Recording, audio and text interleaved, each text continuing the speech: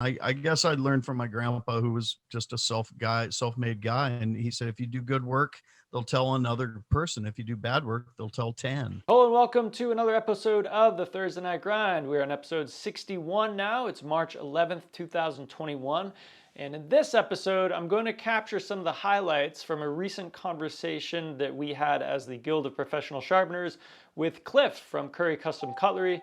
And you might know him from his YouTube channel or his website and other work that he does. He was kind enough to come have a conversation with us, give us a little bit of time, and it was great. And I have some highlights that I want to share with you, and we'll get into some more of those here. But just so you know, like, one of my goals with the Guild of Professional Sharpeners is to continue to add value to it. And since none of us can know everything there is to know about sharpening, one thing that we can do is have conversations with other people who sharpen. And in so doing, we will inevitably learn new things. And I certainly did, and I think I can speak for the rest of the guild that we learned a lot from this conversation with Cliff. So thank you, Cliff, for making the time to meet with us. And let's get into some more of his takeaways from that conversation. Yeah, one thing that stuck with me when we started this conversation was that my own path and Cliff's, we have a lot of parallels, and frankly, like, you kind of have to. And I feel like it could be a concern to somebody interested in getting into the space, where if you look at maybe a shop like mine or some other shops, it's like, wow, like, how could I ever get all that gear? And it all just starts with something. And I just want to, we did get quite a bit of Cliff's backstory and how he got going into sharpening, but I thought this little section was particularly important for those of you who are interested in getting into this, and maybe are concerned about, like, the space and the tooling and what you feel like you need to get rolling. You call it what it is. It's a broom closet. You know, we have a storage room with some shelves, and I cut out one of the shelves, so I had upper shelves and a workspace. And I can go back, and I'm glad I took pictures from the beginning, because the very first picture is this ugly sort of tablecloth and the wicked edge. It was like, day one, I have arrived. I'm now going to learn how to sharpen. And then within 6 months, that room was packed. I had to clean it out, and I had to actually move stuff down and expand. And by the end of it, it was the whole room was full of machines, and I emptied it all out to paint the room. And I realized two things. One is I'm addicted to sharpening. And hi, my name's Cliff. and I'm a sharpening addict, and I'm powerless over it. And the second thing is I realized that this makes a lot of dust for a little tiny enclosed. So there was my first, I'm having so much fun, and there's so much more still to learn and explore. I mean, I had experiments in my head lined up. I'd like almost like a goodie bag of things I haven't tried yet. Well, what about if I tried this? What about if I try this, and that with that thing? And I haven't even built that thing yet. So there's just this laundry list of cool things to look forward to doing. And at the same time, I realized I probably should get out of the broom closet. To this day, I still say that my 1x30 belt sander has paid for itself more than any other tool in my shop. And it is because I spent so much time grinding knives, like sawing away at them on the Edge Pro. And and so did Cliff. Let's hear from him. Everything, and I didn't realize that this had been done before, Matt, is taking all that precision in the Wicked Edge or the Edge Pro or your guided systems, where you're getting these flawless polished edges and just perfect work. It takes an hour, 2 hours, and being able to get 95% of that result in 5% of that time. As I've been sharpening and I've grown out my own business, and I've worked with quite a few people now, both across the United States and internationally, and one thing that just continues to be front of mind is the abundance of opportunity in this space. And Cliff shared that even from the island on Hawaii, like there's still ample opportunity. Right. Too many sharpeners is not, and even in some of the I've got some fellow sharpeners in Chicago, which is a huge area, and I guess there's a lot of sharpeners in Chicago. For example, I don't even think they run into each other. They're not fighting each other. They're not crossing paths. Um, I'm not actively beating the streets trying to find new locations. I've got enough work, and or I like to just let things grow organically.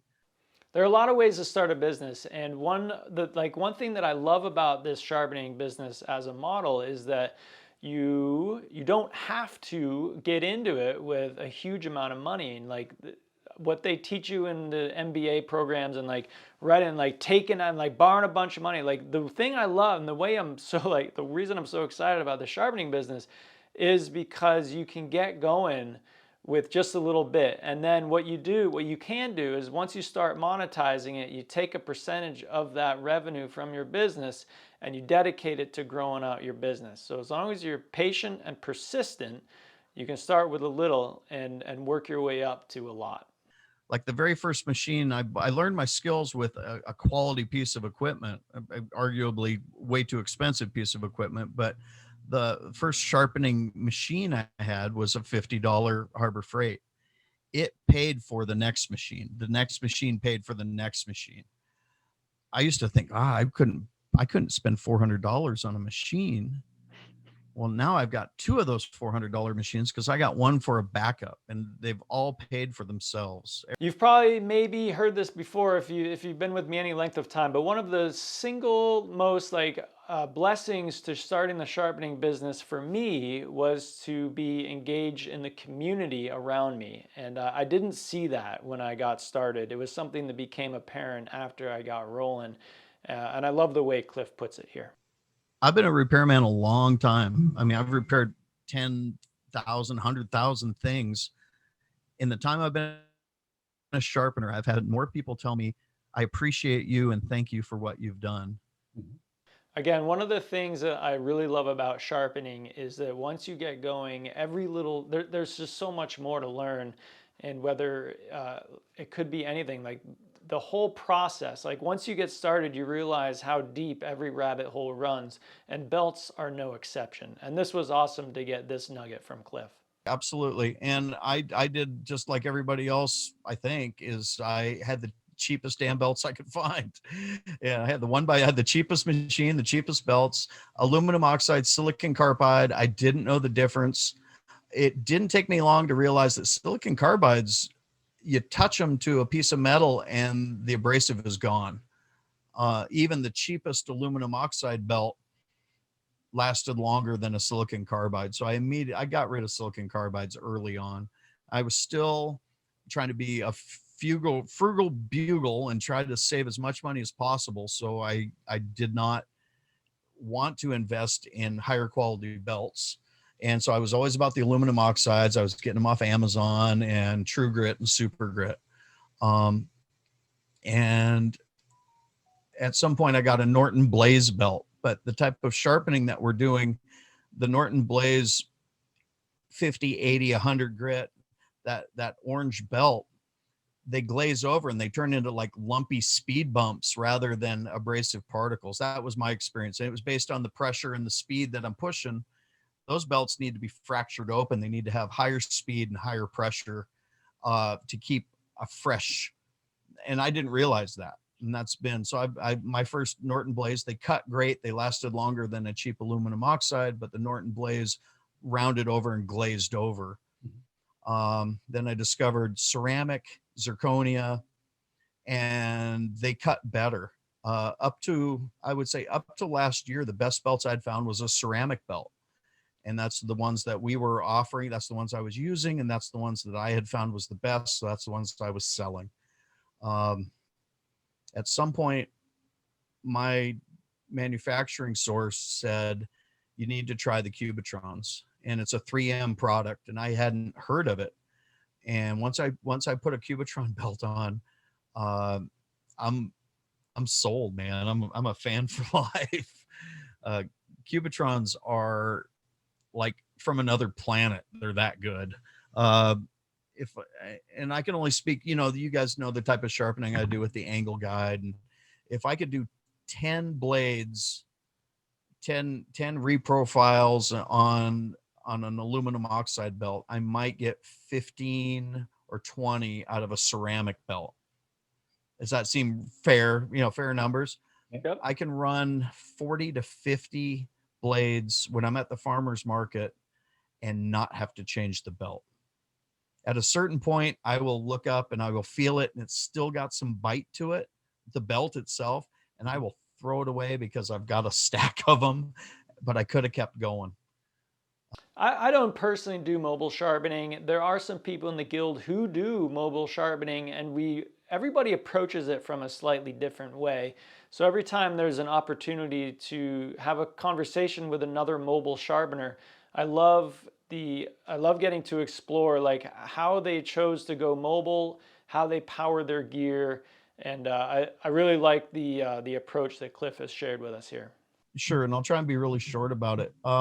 When I built the van, I had one chance to do it, and I wanted to make sure, I wanted to keep it as simple as possible. I either got lucky, or those hippie kids on YouTube that have #van life, they actually know what they're doing, because I just got a really simple isolator, is what it's called. And it's a diode based. There's two different types. There's a cheaper switch version, or the marine grade isolator switch, and I got the marine grade isolator. It's diode based, and it's got a third input that goes to your vehicle. When your vehicle's running, it allows the connection from the vehicle charging circuit to go back to I'm running 2 golf cart batteries in, oh god, electronics degree, and I got to think about it, in series. So the 6 volts and the 6 volts adds up to 12. They each have 100 milliamp hours, so I have a total of 200 milliamp hours in a 12 volt, and each battery was only $100. So my investment in the battery storage was $200, and I had I'm running a 3K. It's not a full pure sine wave inverter. It's just a 3K. I'm not running computers or anything really high delicate electronics. And I got that off of Amazon for a couple $100. I went to a solar heating specialty company to get the cable. The actual cable's about as thick as my thumb, and you can get it in bulk from those guys. And I got 30 feet. And so I went from the battery with the isolator, and then ran the cable back, and then I put fuses. I got the fuses from a subwoofer speaker, the car speaker company, the big fat fuses like they use on those big fat boom boom boxes. And so, voltage isolator, cable going back, fuse right to the batteries go right to the inverter, and it worked. And it's been working for 2 years. And the total. Okay, one more nugget here, and this one hits home for me, and I know that it hits home for some other people that I'm working with in the guild, and probably entrepreneurs in general. My wife is just amazed. She's like, this is something that I'll be able to pass on, a legacy of this. I've got my kids are my shipping and receiving department. Of course, my boy is my audio visual. He's also he's helped me design the logos, and honestly, I think one of the biggest parts of it is the kids being able to see. Yeah. I watched my grandpa be self-employed. He was just a painter, but he answered the phone. He did the jobs. He did the work. And for them to be able to see this example of how you can do this, people come to the house, they drop things off. I sharpen it. I give it back to them. People call, the things we do to build a business and have them have it as an example of how they can provide and support themselves is also a very valuable thing too. Priceless. All right. Special thanks again to Cliff for making the time to have this conversation, and to the members of the guild who came to be part of this conversation with Cliff. And generally, these conversations like this, I keep internal to the guild. Cliff asked for the content, and he put it up on his YouTube channel. So if you'd like to see the whole conversation, you can get a link to that in the description below, as well as a link to Cliff's shop for those Cubitron belts if you're interested, and then also the Guild of Professional Sharpeners you can learn more about at guildofsharpeners.org. If you or anybody you know would be interested in having a conversation like this with the members of the guild, please know that I'm interested. And thanks so much. I will see you again next Thursday night.